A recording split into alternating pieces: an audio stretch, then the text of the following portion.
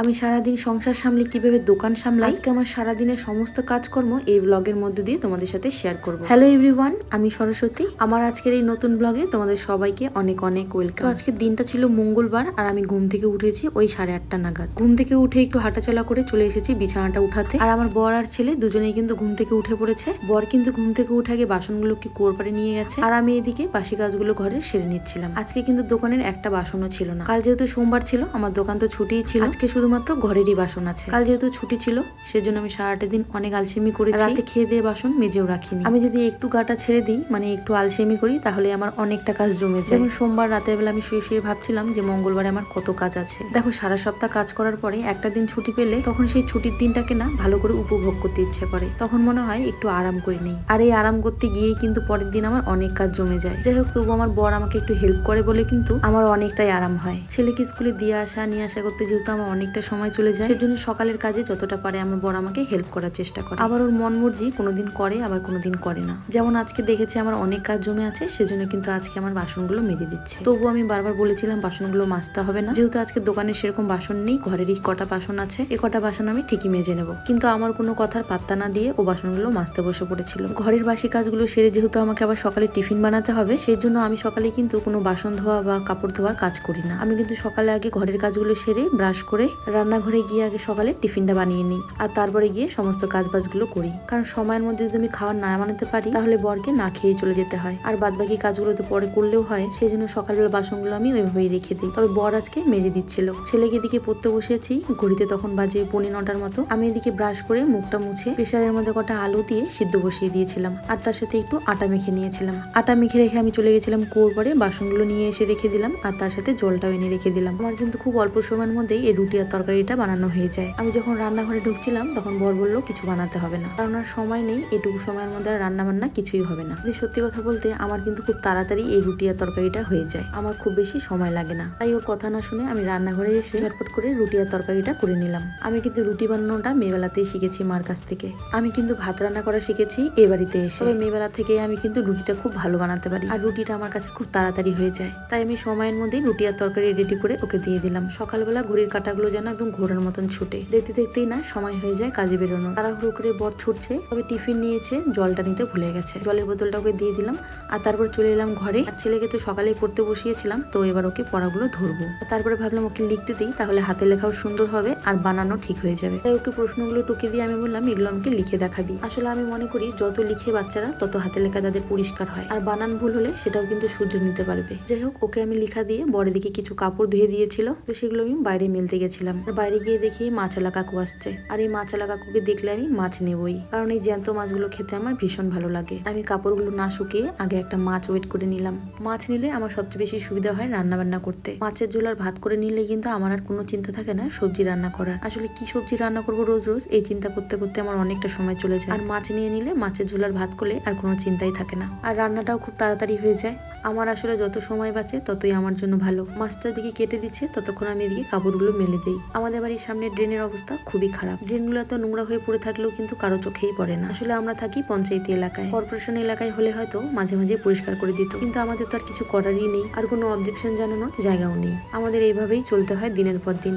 হয়তো কোনো সময় মর্জি হলে পরিষ্কার করবে, নয়তো বা করবে না। যাই হোক, এদিকে মাছ কেটে দিয়েছে আমাকে আর আমি নিয়ে চললাম ঘরে। তারপর ঘরে গিয়ে ছেলের লেখা কমপ্লিট হয়ে গেছে। ছেলের আমি দুজনে সকালের খাবারটা খেয়ে নিয়েছিলাম। ও তোমাদের তো বলতেই ভুলে গেছি, আজ যেহেতু সবে বরাত, আমার আবার সেটা জানাই ছিল না। আমি তো ভেবেছিলাম ছেলেকে স্কুলে পাঠাবো। বরের মোবাইলে সকালে মেসেজ পাঠিয়েছে আজকে স্কুল বন্ধ থাকবে সবে বরাতের জন্য, তাই ওকে বাড়িতেই বসিয়ে অনেকক্ষণ পড়িয়ে নিয়েছিলাম। আর তারপর সকালের খাওয়া দাওয়া কমপ্লিট করে আমি চলে এসেছি রান্নাঘরে, রান্নাঘরটাকে পরিষ্কার করে নিতে। আমি কিন্তু রান্না করার সাথে সাথে রান্নাঘর পরিষ্কার করি না। রান্না করার পরে একটু হাঁটাচলা করি, এদিক সেদিক কাজ বাজ করি, তারপরে গিয়ে রান্নাঘরটা পরিষ্কার করি। আসলে এক একজনের কাজ করার ভঙ্গি কিন্তু এক এক রকম। কেউ কেউ রান্না করতে করতেই কিন্তু গ্যাস ট্যাস মুছে ফেলে। আসলে সব মানুষ তো আর এক হয় না, তাই তাদের কাজ বাজ করার নিয়মগুলোও কিন্তু এক হয় না। অনেকে হয়তো এখন বলবে যে রান্না বান্না করে গ্যাস এভাবে ফেলে রাখতে হয় না, কিন্তু কি করব, আর কাজ করতে ইচ্ছে করে না। তাই একটু হাঁটাচলা করে অন্যান্য কাজ বাজগুলো করার পরে যখন এনার্জি পাই, তখন আমি রান্নাঘরটাকে সুন্দর করে পরিষ্কার করে নিই। তবে আমি কিন্তু নোংরা করে রাখি না, সবসময় পরিষ্কার পরিচ্ছন্ন করে রাখার চেষ্টা করি। ইচ্ছে না করলে হয়তো সাথে সাথে করি না, পরে হলেও কিন্তু আমি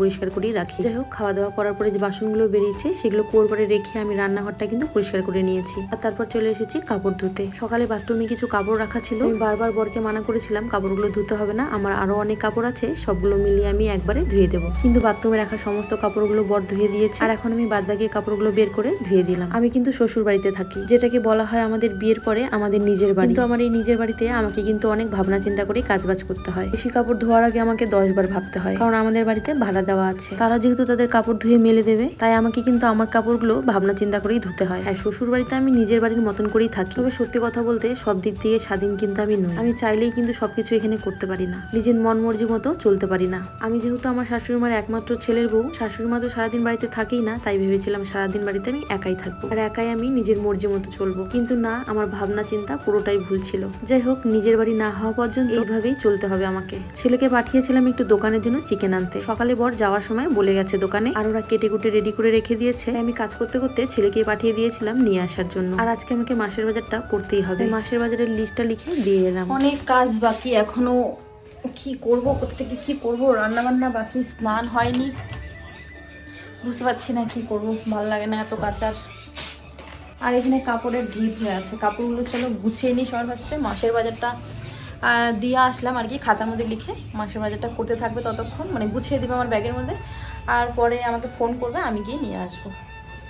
সকালে কাপড় গোছানোর তো সময় পাইনি, তাই কাপড় গোছাইনি বলে ঘরের অবস্থা খুবই খারাপ হয়ে আছে। সবার ফার্স্টে কাপড়গুলোকে এক এক করে ভাঁজ করে জায়গার মতো রেখে দিয়েছিলাম। আমার ছেলে তো যেখানে যেটা পায় সেখানে সেটা রেখে দেয়। জানি না ওকে আমি গোছানো একেবারে শেখাতে পারছি না, কোনো জিনিসই জায়গা মতো রাখে না। স্কুল নেই বলে টিভি দেখছে ঘরের মধ্যে বসে বসে। আর এই ঘরে কাপড়গুলো গুছিয়ে ওই ঘরে গিয়ে কিন্তু ড্রেসিং টেবিলটা মুছে বিছানাটাও টান টান করে দিয়েছি। আর ওর জন্য কিন্তু ফলগুলো কালকে নিয়েছিলাম, ধুয়েও রেখে দিয়েছি বাটির মধ্যে, তবুও নিয়ে খেতে চায় না, হাতে একেবারে উঠিয়ে দিতে হয়। ঘরটা গুছিয়ে রেখে ভাবলাম স্নান করতে যাব, তো ভাবলাম তার আগে একটু মাছটাকে ধুয়ে রেখে দিই, এসে তাহলে ধুতে হবে না। ধুয়ে টুয়ে লবণ হলুদ মাখিয়ে রেখে ঢেকে রেখে যাবো স্নান করতে। এই যে মাছটা ধুয়ে নিয়েছি, তো এই যে লবণ হলুদ মাখিয়ে নিয়েছি। আমার এখানে যেহেতু বেসিন আছে কিন্তু কল নেই, সমস্যাটা আমার সেইখানেই। আসলে চাইলেও না করতে পারছি না, আমাদের কুয়োটা যেহেতু অনেকটা দূরে, তো অসুবিধা হয়ে যাচ্ছে। সবার আগে একটু ট্যাঙ্কি বসাতে হবে, তো ট্যাঙ্কি বসানোর জায়গাটাই নেই, তো সেজন্য জলের সিস্টেমটা করা যাচ্ছে না। তবু অবশ্য ঘর ভাঙতেই হবে আমাদের, এই ঘরটাকে আসলে পিছনে যেহেতু নিয়ে যেতে হবে, সেজন্যই ভাবছি যে এখন আপাতত যেভাবে আছে সেভাবেই চলুক, পরে না হলে করা যাবে, তাই না? নাহলে এক কাজ বারবার করে করতে গিয়ে হয় কি খরচটা বেশি পড়ে যায়। তার জন্যই এখন বর্তমানে কিছু করছি না, যেমন আছে তেমনই থাকুক, আস্তে আস্তে করে করবো। তো এই যে নুন হলুদ মাখিয়ে নিলাম। মাছের পিসগুলো কিন্তু ভীষণ সুন্দর ছিল। মাছের রিং পিসগুলো না আমার ভীষণ ভালো লাগে। একটু বড় মাছ নিতে গেলে কিন্তু এরকম গোল পিস পাওয়াই যায় না। এটাকে ঢেকে রেখে দিই আপাতত, আর মাছের তেলটাকেও ঢেকে দিতে হবে।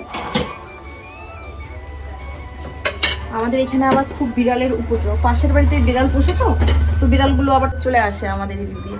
বিড়ালগুলো আমাদের এই টিনের এই ফাঁকাটা দিয়ে, দেখতে পাচ্ছ কিনা, এই যে টিনের এই ফাঁকাটা দিয়ে চলে আসে, আর এসে মাছ টাছ খেয়ে চলে যায়। তো সেজন্য এটাকে একটু ভারী কিছু দিয়ে ঢাকা দেবো। তো এই শিলনোড়াটাই চাপা দিয়ে দিলাম আপাতত।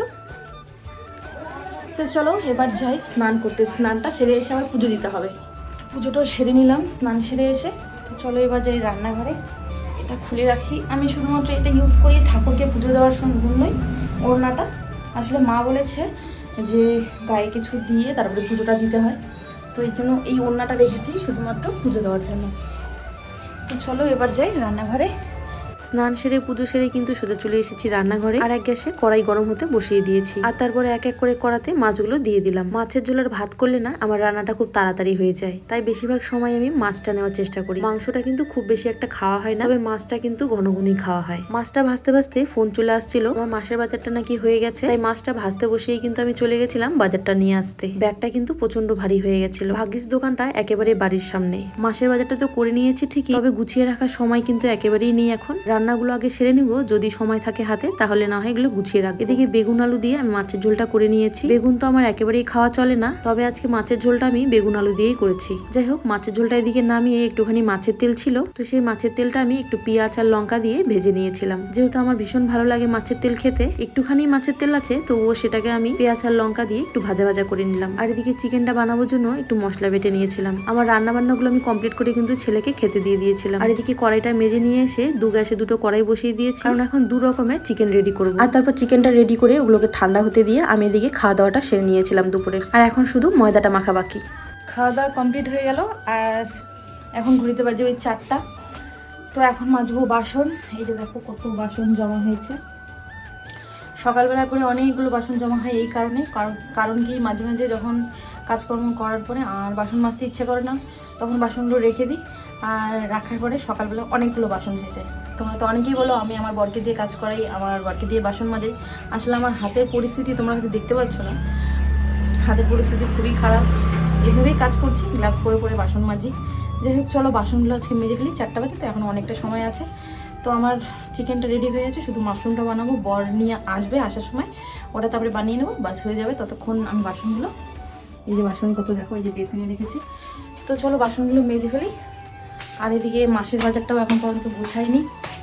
একদিনে আমার সমস্ত কাজ করা সম্ভব হয়, চেষ্টা করি, কিন্তু যেটুকু সম্ভব হয় ঠিক সেটুকুই করি। মাসের বাজারটা ওই ব্যাগ ধরে রেখে দেবো, এটা একেবারে কালকে গোছাবো। বাসনগুলো কুয়োর পরে রেখে আমি কাপড়গুলো আগে তুলে নিলাম, আর এই কাপড়গুলো কিন্তু কালকে গোছাবো, কারণ আজ আর সময় নেই। আর তারপরে বর চলে আসছিল, ও খাওয়া দাওয়াটা সেরে নিয়ে আমাকে দোকানে দিয়ে ও চলে গেছে আবার ওর কাজে। আগে তো আমি প্রায় একাই আসতাম দোকানে, তবে এখন আমাকে ও দিয়েই যায়, কারণ দোকানে আসার সময় না একটা গাড়িও পাওয়া যায় না, কারণ আমার দোকানটা একেবারে ব্যাক সাইডে পড়ে যায়, তাই টোটোগুলো না এই সাইডে আসতেই চায় না। আমাদের বাড়ি থেকে খুব একটা দূরে না যদিও বা দোকানটা আমার, তবে হেঁটে আসাও সম্ভব হয় না এত ভারী একটা ব্যাগ নিয়ে, তাই ও আমাকে এখন দোকানে দিয়েই যায়। যাই হোক, দোকানে এসে তো দোকানটা গুছিয়ে নিয়েছিলাম, আর তারপরে এক এক করে কাস্টমাররা আসা শুরু করে। না, তবে কিন্তু দোকানটা ওপেন করার সাথে সাথে কাস্টমার আসেনি, তার জন্য আমাকে কিন্তু অনেকক্ষণ অপেক্ষা করতে হয়েছে। আমার দোকানের সেল এক এক দিন এক এক রকম হয়েছে ঠিকই, তবে এখন পর্যন্ত এমন কোনো দিন আমার আসেনি যে আমার বহনি না করেই বাড়ি ফিরতে হয়েছিল। তাই ভগবানের কাছে আমি সবসময় কৃতজ্ঞ জানাই। খুব বেশি কিছুই আমি চাই না, আমাকে যা এখন পর্যন্ত দিয়েছে শুধু সেটাই যেন আমার কাছে থেকে যায়। এদিকে দোকান সামলাতে সামলাতে কিন্তু আমার বড় চলে এসেছে দোকানে, আর বাড়ির থেকে যেটুকু ময়দা মেখে নিয়ে এসেছিলাম পুরোটাই শেষ হয়ে গেছে। আসলে ব্যবসা কোনোদিন ভালো হয়, কোনোদিন একেবারেই খারাপ হয়, তাই আমি প্রত্যেকদিন কিন্তু একটা আইডিয়া মতনই বাড়ি থেকে সবকিছু রেডি করে নিয়ে আসি। আর এই রেডি করা পিৎজা ডোটা যদি শেষ হয়ে যায় তাহলে এখানেই রেডি করে নেই। তাই বর এসে ওর খিদা পেয়েছিল বলে একটা পিৎজা বানিয়েছিল, কিন্তু তার আগে একটু ময়দা মেখে রেখে দিয়েছিল। তো চলো ভিডিওটা এখানেই শেষ করছি।